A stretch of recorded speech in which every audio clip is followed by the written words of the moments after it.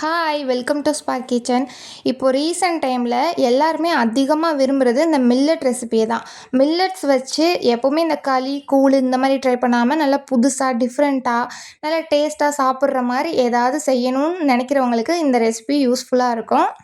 மில்லட்ஸில் ஒன்று கம்பை வச்சு சூப்பரான ஹெல்தியான டிஃப்ரெண்ட்டான ஒரு ஸ்வீட் ரெசிபி தான் நம்ம பார்க்க போகிறோம். ஆல்ரெடி நம்ம சேனலில் கம்பை வச்சு அடதோசை ரெசிபி போட்டிருந்தோம். சூப்பராக இருந்துச்சு, நிறையா அதுக்கு ரெஸ்பான்ஸ் இருந்தது. ஸோ அந்த வீடியோ வேணும்னா வீடியோவோட எண்டில் வைக்கிறேன், செக் பண்ணி பாருங்கள். இப்போ வாங்க நம்ம இந்த ஸ்வீட் ரெசிபி எப்படி பண்ணுறதுன்னு பார்க்கலாம். இன்றைக்கி கம்பை வச்சு கம்பு பால் உருண்டை தான் செய்ய போகிறோம். இதுக்கு நான் தூசி இதெல்லாம் இல்லாமல் நல்லா க்ளீனாக இருக்க கம்பு நான் 1 கப் எடுத்திருக்கேன். அதை நம்ம கடாயில் சேர்த்து நல்லா வாசனை வர்ற அளவுக்கு வறுத்துக்கலாம். வறுத்துட்டு இதை வேறு பிளேட்டுக்கு மாற்றி வச்சிடலாம். இது கம்ப்ளீட்டாக ஆறணும். இது ஒரு பக்கம் ஆறட்டும். ஆறுனதுக்கப்புறமா இதை மிக்ஸி ஜாரில் சேர்த்துடலாம். சேர்த்துட்டு இதை நல்லா ஃபைன் பவுடராக அரைக்க போகிறோம். ரொம்ப ஒரே வால் அரைச்சிடாமல் பல்ஸ் மோடில் விட்டு விட்டு இப்படியே அரைச்சி எடுத்துக்கோங்க. நல்லா நைஸாக அரைப்பட்டு வந்துடும். இதை அப்படியே சேர்க்காமல் இது ஒரு சல்லடை வச்சு சலிச்சு எடுத்துடலாம். ஏன்னா நமக்கு மாவு நல்லா நைஸாக வேணும். நொரப்பாக இருந்துச்சுன்னா அவ்வளோவா நல்லா இருக்குது. அதனால் நைஸாக இருந்தால் தான் நம்ம உருண்டை பிடிக்கிறதுக்கு கரெக்டாக இருக்கும். அதனால் மாவை நம்ம நல்லா சலிச்சு எடுத்துக்கலாம். இந்த அளவுக்கு மாவு நல்லா நைஸாக இருக்கணும்.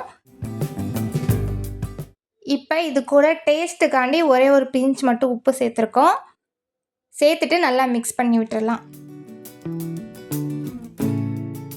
இது கூட 1 டேபிள் ஸ்பூன் போல் நெய், இது கண்டிப்பாக சேருங்க, ஃப்ளேவர் சூப்பராக இருக்கும் சாப்பிடும்போது.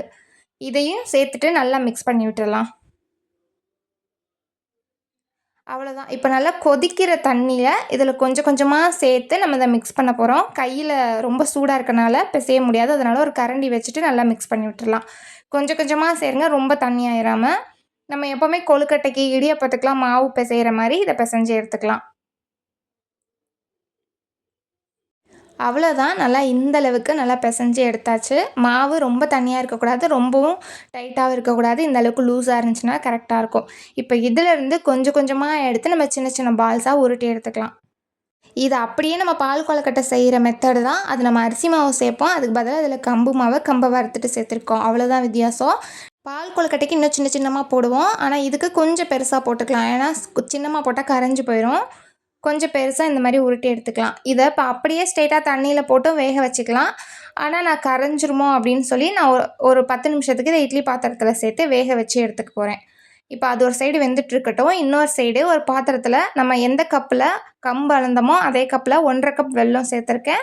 அது கூட 1 கப் தண்ணி சேர்த்துட்டு இதை நல்லா மிக்ஸ் பண்ணி விட்டுடலாம். இதுக்கு பாகுபதம்லாம் தேவையில்ல, அந்த வெல்லம் தண்ணியில் நல்லா கரைஞ்சி வந்துச்சுனாவே போதும். நல்லா கரைஞ்சிருச்சு. இதை அப்படியே இறக்கி சைடில் வச்சிடலாம். இப்போ நம்ம வேக வச்ச கம்பு உருண்டையெல்லாம் நல்லாவே வெந்துருச்சு. அதை எடுத்து அப்படியே வெளியில் ஆற வச்சிடலாம். அது ஒரு பக்கம் இருக்கட்டும்.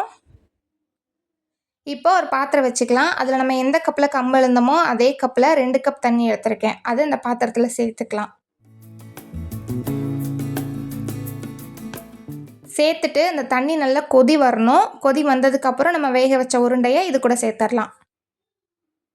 சேர்த்துட்டு ஒரு மூடி போட்டுருங்க. ஒரு 10 நிமிஷத்துக்கு அது நல்லா வேகட்டும். ஆல்ரெடி நல்லா வெந்துருச்சு, அதனால் ரொம்ப நேரம் விட வேணாம், 10 நிமிஷம் விட்டோன்னா போதும். இப்போ இதில் நம்ம கரைச்சி வச்ச வெல்லத்தை வடிகட்டிட்டு சேர்த்துக்கலாம். வெல்லத்தில் தூசி மண் கல்லெல்லாம் இருந்துச்சுன்னா நம்ம வடிகட்டும் போது போயிடும். அதனால் கண்டிப்பாக வெல்லத்தை கரைச்சி வடிகட்டிட்டு சேர்த்துக்கோங்க. சேர்த்து ஒரு தடவை நல்லா மிக்ஸ் பண்ணி விட்டுடலாம்.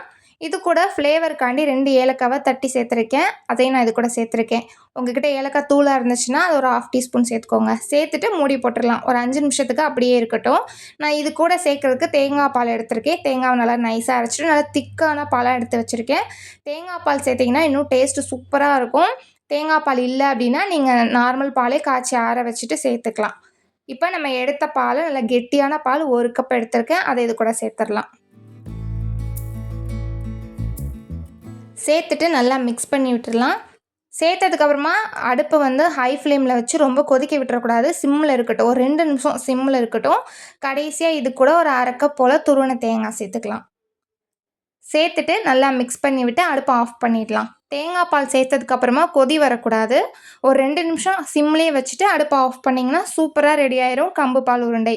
இது இப்போ தண்ணியாக இருக்க மாதிரி இருக்கும். ஆனால் கொஞ்சம் நேரம் ஆறுனதுக்கப்புறம் நல்லா திக்காக டேஸ்ட்டு சூப்பராக இருக்கும். கண்டிப்பாக ட்ரை பண்ணி பாருங்கள்.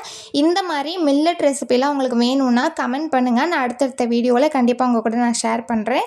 இந்த ரெசிபி பிடிச்சிருந்துச்சின்னா நம்ம வீடியோவுக்கு லைக் பண்ணிடுங்க. நம்ம சேனலையும் மறக்காமல் சப்ஸ்கிரைப் பண்ணிடுங்க. அப்போ தான் நான் அடுத்தடுத்து போடுற வீடியோ கண்டிப்பாக உங்களுக்கு வரும். அவ்வளோதான், இன்றைக்கி முடிஞ்சது. நாளைக்கு வீடியோவில் பார்க்கலாம்.